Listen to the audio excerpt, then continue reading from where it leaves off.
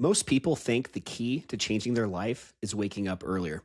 But what if the real secret is what you do the night before? Because the truth is, you guys, a lot of people lose their evenings without even realizing it. They sit down for a minute, scroll their phone, maybe turn on a show, and suddenly it's 11:47 p.m. and tomorrow's alarm is only 6 hours away. And those few hours between the end of the workday and bedtime quietly determine how tomorrow is going to feel. Your energy, your focus, your mood, maybe your productivity. Well, welcome back to the Pursuit of Progress podcast. As always, I'm Adam Lang here with my co host, Ben Adams. And this is season 3, where we talk about money, mindset, and the habits that shape the life you build over time. And in today's episode, we're breaking down 7 evening habits that can dramatically improve your next day, your sleep, your productivity, your mindset, and even your long term progress. And the goal here isn't to copy our routines exactly. It's to help you design evenings that actually support the life you're trying to build. Really excited to go through this with you guys today on a brand new episode. Ben, welcome back, bud. So excited to be here. Season 3, episode 9. And this is a big one. This is a huge one. I have been following a lot of just health and longevity experts on social media this past year. And one thing that all of them talk about constantly and have in common is just the importance of sleep.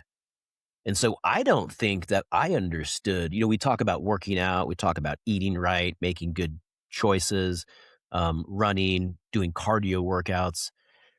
At least with me, though, I have never prioritized sleep. And so that has been one thing that has been a big part of my routine and something that I'm really trying to change. Definitely, man. And you actually, before we dive into this, you've been rocking a little sleep tracker on your Garmin watch, I've been noticing in the gym, right? Yeah. So one thing that I did, and this is going to be point number 1 with the sleep, is turning sleep into something measurable. And so what I did earlier this year is I got a new Garmin watch, and it has advanced sleep metrics. So every morning when I get up, it gives me a sleep report. It rates what my score is. It monitors my heart rate, tells me what my resting heart rate was.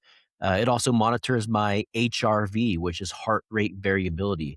And some of this stuff, I didn't even understand exactly what it was and how it worked. What's great about the sleep score, though, is it monitors how much of your sleep the night before was in deep sleep, how much was in light sleep, how much was in REM, and then how much you were awake. And I'm always shocked at how accurate it is. A lot of times I'll wake up and I'll kind of guess what my score is. And then I'll look down at my watch, and a lot of times, like it's normally like right on. Like if I slept well, I'm thinking I'm probably going to be in the 80s, and I can just feel that way when I'm getting up. And then we have those nights where maybe I didn't get to bed on time and I had caffeine too late and I was tossing and turning. Another thing right now for me is my dogs. Like I have nights where my dogs just get up like 3 times in the night. I let them out and it's just a huge disruption to sleep. So most people treat sleep like guess. They're just guessing with their sleep. But the moment something becomes measurable, it becomes improvable. And so this has been one thing that's really helped me, just measuring my sleep metrics. And my daughter now is doing this. My girlfriend Grace is doing this. And we will look at our sleep data and just kind of compare. And sometimes we'll even have family contests. We'll do it a week at a time, and whoever has the best sleep score gets a free coffee or gets a dessert somewhere. And so it's been something that's been really rewarding, and just having that awareness has been an opportunity for me to really change my behavior. I have been, thinking about this recently as well. Just I had a couple really, really crummy nights of sleep, actually, just the last couple nights, losing my voice a little bit, I think, even because of it. And one thing that I think is really interesting is how you can address sleep sometimes, specifically sleep. You can do this with other things too, but you can address it in a way to really test your willpower and just realizing just how weak I am in certain aspects of my life when it comes to the phone and just, like for example, your sleep, you're leading up to going to sleep, putting the phone in a different room, not having any screen time for the last Hmm. hour, all Hmm. these things that are just such no brainers, so obvious, yet they are so incredibly challenging to actually abide by and do. And I don't know, I just have felt just being open and honest, authentic with you guys today. I think that's something that I've struggled with a little bit recently, just why it's still so challenging at times for me to, follow through with what I say I'm going to do when it comes to my night routine. It's the discipline, right? What you're talking that's what I'm hearing. I'm hearing that you're talking about discipline. I struggle with the same thing because when I get up in the morning and go to the gym, I'm like, "Man, I am going to bed on time tonight. I'm going to bed on time tonight so I don't feel tired and exhausted when I get up tomorrow." But then guess what? I have my coffee and my caffeine and have breakfast, lunch, dinner, and then when it comes time to wind down, I'm like, well, I can stay up a little bit later. I'm going to do a little reading, mess around on my phone. And then all of a sudden it's 11 p.m. And guess what? I'm in the exact same boat as the night before. And the problem just repeats itself. Yep. Well, let's just kind of take this a step further. And I really want to talk more about specifically the part of the night routine where you're docking your phone away from your bed. So, instead of trying to be disciplined with your phone at night, it's really better just to design your entire environment so the phone isn't even part of the equation. Yeah. You have your phone next to bed, there's this constant stimulation. I dealt with this last night. That's why I was just thinking about this, where I woke up at, like 1 or 2 in the morning, couldn't fall back asleep, rolled over. There's my phone. I just, turned it on for what I thought would only be a minute or two. And no joke, it's probably on there for 45 minutes. And then I'm like, oh my God, it's like 3 in the morning, just like stupid. Another really good way though is also to just make sure it's on silent, make sure your notifications are turned off, even just that blue light that pops up on the screen. If it's in the same room and you just see the phone kind of light up, now it's going to be a test of willpower and whether or not you get up and go over to see why it did that. So just really keeping your brain intentionally distracted or at least away from this kind of stuff, just so it doesn't stay activated all night. It's able to really get into a state that it can be, restful. And the other thing is it's almost like if your phone's next to you, like the fact that it's next to you, it is still kind of stimulating because you're kind of like, my phone's, even when you're sleeping, you're like, my phone's right there. Like you're thinking this to yourself. And it's such a temptation at any point just to reach over, even while you're sleeping. And Brian Johnson, the longevity expert who has a goal of never dying, that's one thing that he talks about constantly is how just draining and toxic that is, especially social media.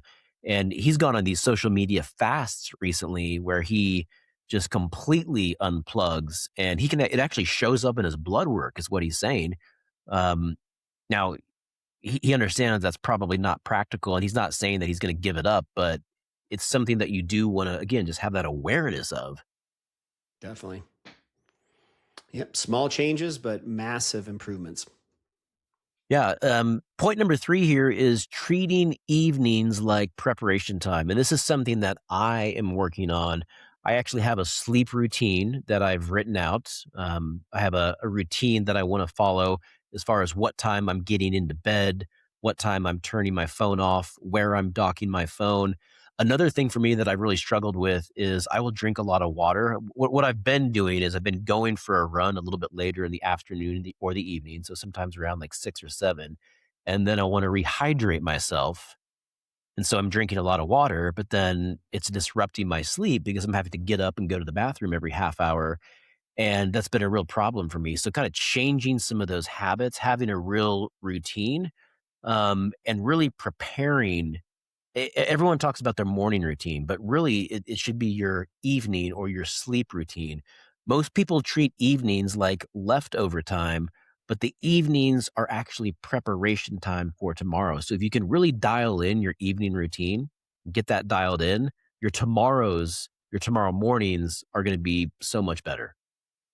And if this is something that, you guys also struggle with, not just with sleep, but also just with your day-to-day activities that you do for work, maybe you're an entrepreneur, maybe you work from home, no matter where you work, if you every single day show up to work or start the day in a state of anxiety and a little bit of maybe, just not depression, but just, you're just not excited to start the day and you're just feeling overwhelmed and maybe a little bit distracted and just unsure how to even start the day, man, one of the best tips I can give is just having that beginning of your day planned out the night before. That way, when you Yeah. wake up in the morning, you do whatever you're doing. Maybe it's working out, maybe it's just getting a good meal, whatever it is, doesn't matter. As soon as you get into the office, you already know what your tasks are that are the most important. Brian Tracy has a great book called Eat That Frog, and it talks a lot about this too, where you always want to tackle the biggest projects, the biggest, most just demanding type tasks, you always want to try and do those first if you can. And you're a lot more likely to do those if you have them planned out the night before. So you know that that is exactly what needs to get done. Yeah, I think you're right. That's such a great point where you want to be able to go on autopilot. And if you walk into the office or you log onto your computer and there's already a list of things that you need to get done for the day in the morning and they're already outlined, you've already planned those, you can get right into your day. And that helps with the anxiety. The worst feeling in the morning is starting your morning with that anxiety. What am I going to do? What's waiting for me? What's going to be in my email inbox? The kids are late. Uh, I gotta call them, and it's one thing after another, and then all of a sudden it's 7:30 AM and you're already feeling like you're losing the day. Yep. Been there, done that. We're both saying this to you guys from a place of honesty because we both have dealt with this and we oftentimes still do. So definitely right in there with you guys on this one. So this next one is also, I think, super important. I really like this one. And it's talking about the idea that deciding tomorrow before tomorrow actually even arrives. And one of the highest return habits anybody can build is deciding tomorrow before tomorrow shows up. And Yeah. this is still following in what we just talked about. Some of that quick evening planning the night before. I've even heard some military background, high level producers talk about this as their after action report. Basically, just spending the end of each day. Maybe you spend about 15 minutes reflecting on what went well that day, that current day, maybe what you could have done better, maybe what you were really happy about, and then transitioning then from spending a few minutes on that day to then planning out the following day. That quick evening planning really does put yourself in the best place possible to win that next day, and really doing so by identifying just the top 2 to 3 things that are really going to move the needle. There's Mhm. different ways to look at this. One of my top favorite entrepreneurs is Andy Frisella. He talks a lot about this in his program that he has called 75 Hard, which is also part of what he calls the power list. So Yeah. same idea. Different people have different ways of kind of accomplishing the same goal here. But the biggest part of this is just consistency and just knowing that you have to get it done every single day. It's not about making these massive improvements. It's about the daily tasks that you're taking, because those daily wins, those days that you win every single day, all of a sudden compound into significant progress in a lot shorter amount of time than you probably realize. Yeah, Jeff Bezos talks about this, that anxiety and stress a lot of times often come from ignoring the things that you need to do, the conversations that you need to have, Yep. the emails that you follow up on, the action that you're not taking. And one thing that I've learned is that you feel so much more confident. If you're feeling behind or overwhelmed and you don't know where to start, just start. A lot of times what I'll do, I love the eat the frog mentality, but usually how I start my days is I'll just do 2 or 3 things that are just real easy, real simple, take 5 or 10 minutes. I'll make that easy call, like really brief one first, kind of get in the flow, and then I'll go straight to the things that are the big things. And so I allow myself a little bit of a runway before I go into those big things, just to kind of get my brain going, get my words, my tongue working right, and then I'll go into the big things. So do what works for you, but you can't shy away from the things that need to get done. Sometimes I tell my kids it's not always about what we want to do; it's about doing what's necessary. Love that. Yeah, and kind of just moving on to our next point here. Point number 5, creating a wind down trigger. So here's the thing with wind down triggers. Your brain responds incredibly well to clues. When the same wind down signals happen every night, your brain begins preparing for sleep automatically. And Adam, that's why some of these routines, some of these habits that we're talking about are so important. Because when you turn off the phone an hour before and you go dock the phone, one thing that I've started to enjoy is read before I go to bed. So I dock my phone, I read my book for maybe a half hour or an hour. And then what I do is I turned on my sound machine, and it has a light and then it also has a sound, and that just kind of gets my brain ready and it gets my body ready. The lights are dimmed, but then this light is on, and it's just kind of this pleasant rain, this rainforest rain. I'm just preparing my body for sleep. Now, one thing, that's right, that's right. Excuse me. One thing I've noticed, kind of going back now that I monitor my data, I fall asleep so much faster than I used to, And I think it's because I've incorporated some of these wind down triggers. Now, one of the challenges is that it's so interesting looking at my data is like I will usually go right into a deep sleep when I fall asleep. And when you sleep, you have different cycles that you go through. So it's normal to go from a light sleep into a deep sleep and then back into a light sleep and then go into REM, light, deep. So your body goes through these cycles. But one thing that I've struggled with at times is actually staying asleep where I'll just kind of wake up like at 1 or 2 AM, and it's like, what do I do then when I wake up? And, kinda like what you said, like, in the past, I would have popped on my phone, and then that re-stimulates my brain, and then it, just causes problems. So, trying to have that discipline even when I do accidentally awake later in the night that I'm not getting up and, like, activating my body. Mhm. Yeah, I think the moral of the story on that one is really just understanding that the more cues that you can really establish for that nighttime routine, and the more consistently you are following those, your brain will really start to pick up on those, and it's going to get much easier as you guys do this for a longer period of time. And by you guys, I really mean me. I need to do that one myself. Now let me Um, ask you this, do you let your dog sleep on your bed, and does that impact your sleep? If he's on the bed, do you feel like he sleep better, or do you feel like he sleep better if he's off the bed? my little guy's pretty small, so he doesn't really wake me up or my girlfriend, but he's kind of up and down. He's all over the place. Um, Because but that's the thing about my dogs, man. They love sleeping, like, right next to me, and then one is always down, like, in between my legs, so when I'm sleeping, it's like I'm a scarecrow. I have, like, one leg going this way, another leg going that way. I have one, like I have 3 dogs, and, like, one is nestled up under my arm, one is, down by my toes, and, oh my gosh, and so now and sometimes they'll wake up in the middle of the night, they'll start barking at each other. I'm like, "What's going on here?" yeah, no, So thank I'm you. having to reevaluate that. Well, I love this next one. This is something that I think is super powerful, and that is understanding how you can make decisions that your future self is going to benefit from. So every single evening decision is basically a trade between present you and tomorrow you. And this is something that, so I'm, 42, Ben, you're, I think 1 year older than me, 43. So we're at this age right now that, man, little things like staying up late, maybe eating late, drinking alcohol, eating a gummy, whatever it may be, those things really do have a bigger toll on our bodies as you get a little bit older. At least they do for me. So just really understanding that your future self pays the price for those bad decisions, and the future self can also benefit from any good decisions. So it's a really simple mindset shift. And the best way I can say is just, ask yourself tonight when you go to bed, what will tomorrow me thank me for? When you can constantly live from that delayed gratification mindset and perspective where you're constantly sacrificing being disciplined today for the benefit of your future self, that is how you start winning winning with money, winning with relationships, winning with your sleep. It's the reason that so many of us struggle, and I'm right there with you. I'm the same way. I've never considered myself a morning person. I've always been a night owl. Getting to bed on time has been very difficult. I haven't always set the best example for my family when it comes to getting to bed on time. And so these are things that I am actively working on, but it's important because it does impact your health. It impacts every area of your life. If you're trying to improve yourself, my suggestion is to always start with things that are going to improve every area of your life. And so there's always two things that stand out when people talk about self growth. The first is communication. If you become a better communicator, your personal relationships are going to benefit. You're going to be better at work. Your career is going to benefit.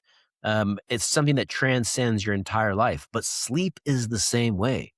If you learn how to get to bed on time and get better quality sleep, you will become better, more patient, more productive in every area of your life. I promise you, Adam. I promise you. Yeah, it's great. Well, let's close this one out, Ben. What about this final one about setting that standard? Final one right here, folks. This is the last one. Point number 7, setting the standard in your household. One of the most overlooked impacts of evening routines is how they influence the people around you. And I had just touched on this a minute ago. I haven't always set the best standard. Staying up late, not getting to bed on time, messing around on my phone, watching TV or Paramount Plus, NBC, Peacock, watching sports is another thing that I love to do. Even on the weekends, I've realized that sometimes I've always allowed myself to stay up a little bit later on Friday and Saturday. And it just, if I do that for an hour or two, like twice a week, it then throws me out of my routine. And so what I'm starting to do now is just get up earlier, and instead of staying up later, just kind of get up a little bit earlier and then enjoy that time in the morning instead of the evening. So I want to be the standard for myself and for my family. And remember, if you have kids or if there's other family members or people in your community that are looking up to you, be the standard, be the change. Your kids are going to copy your behaviors more than your words. That's why I also make my kids dock their phones. I dock my phone and they dock their phones, but they don't dock their phones until I dock my phone. And so it's up to me to go dock my phone, and then they will go dock their phones. Well, you guys, most people, as you can see from today's episode, they think success is decided in the morning, but a lot of this real battle happens that night before. So, really thinking through this one last time in the evenings, that's when a lot of times your energy is low, your discipline is low, and distractions are oftentimes at the highest, which is why they matter so much. So, if you guys can take one thing from this episode, your life doesn't change when your mornings change. What really happens is when your life changes, when your evenings become intentional, because the way you end your day determines how you begin the next one. Hope you guys have a great rest of your week. Ben, close us out, bud. We love you guys. Have a great week. We will see you next week. This is Benjamin Adams for Adam Lang on the Pursuit of Progress podcast. Until next time. See you guys.